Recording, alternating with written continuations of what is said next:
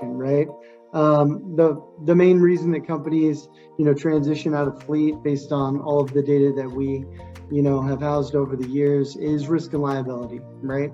When you own the asset or the company owns the asset, 24/7 liability coverage goes back to the company, right? So even outside of work hours, in the event that somebody gets into an accident and attorneys and lawyers get involved, they tend to come after the bigger pockets or deeper pockets, which is the company that owns. A large percentage, about 70% of accidents happen outside of work hours. So you're looking at a non-fatal car accident, just under $80,000, and then a fatal car accident, north of $750,000. Average accident repairs make up about 14% of total fleet costs.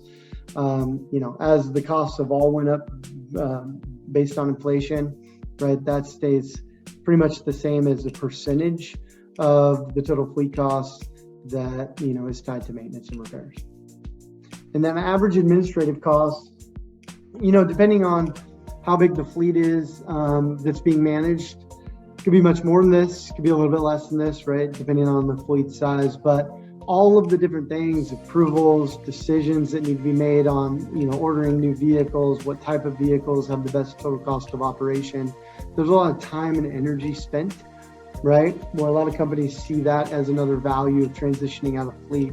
Can I take those individuals or that individual that is spending all the times on this and reallocating that resource to other parts of the business to help us grow, scale, drive more revenue, whatever it might be.